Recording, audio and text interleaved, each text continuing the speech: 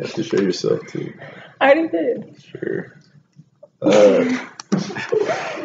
Hello, my name is Connor Lynn, and as a lifelong Kansas Jayhawk fan and current Kansas University student, I've decided to give my information speech about the storied history of Kansas basketball.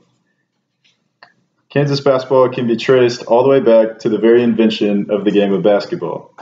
It was first invented in Springfield, Massachusetts by Dr. James Naismith. At the time, he was a gym teacher at a local high school, and he decided to make the game safer. In 1891, shortly after the game became popular, Dr. Naismith moved to Lawrence, Kansas, where in 1898 he formed the first official University of Kansas basketball team.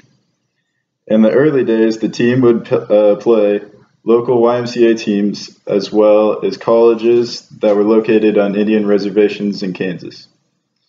Despite inventing the sport, Dr. Naismith is the only head coach in Kansas basketball history to have a losing record. After Dr. Naismith retired, Phog Allen was hired in 1907. Phog Allen was one of Naismith's players, and Naismith even told the new coach, "You can't coach basketball, you can only play it." But Phog Allen proved his former coach wrong, and he coached KU for 39 seasons and eventually won the 1952 national championship, 80-63 over St. John's, to give Kansas University its first national basketball championship. This was the first year that the tournament had been moved to its true Final Four single elimination tournament. And in 1956, Phog Allen retired at the age of 70 because he said he was simply too old. But he certainly left his mark on KU basketball. Then, in 1957, the team reached the championship game once again under new head coach Dick Hart, and led by star player Wilt the Stilt Chamberlain, who in his first game for the Jayhawks broke the NCAA record for points and rebounds in a single game. In the championship game against North Carolina triple-teamed Wilt the entire game and eventually pulled off the upset of number 1 seed Kansas. It took 3 overtimes to bring down KU. After Wilt left the Jayhawks to play pro basketball for the Harlem Globetrotters, Ted Owens took over as head coach in 1964 and led the team to 2 Final Fours in 71 and in 74.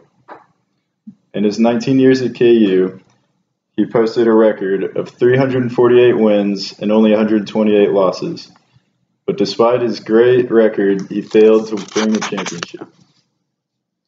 The next coach for KU was Larry Brown, who had just finished coaching in the NBA when he decided to come to Lawrence.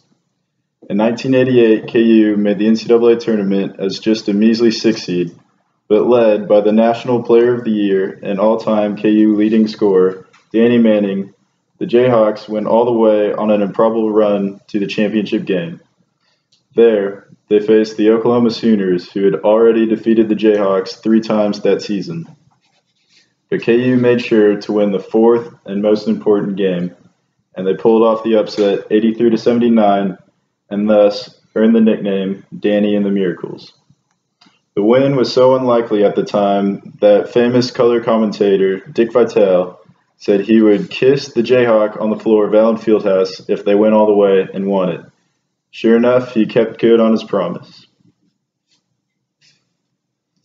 After winning the championship, Larry Brown returned to the NBA, and KU hired Roy Williams, then an assistant coach at North Carolina. Under Williams, KU went 418 and 101. And in the 90s, KU had the most wins and best win percentage, better than any other program in that span.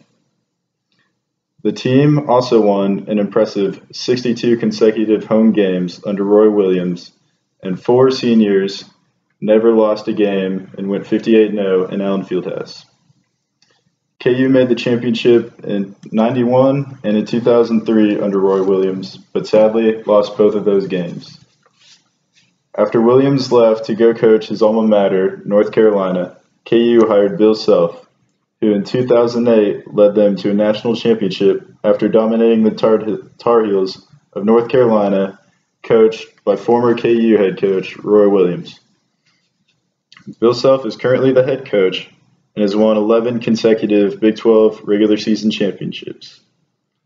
KU is the all-time winningest program in NCAA history, and in 2008, ESPN rated them as the second most prestigious school to play basketball at. This is why I believe KU is one of the most prestigious basketball programs in the history.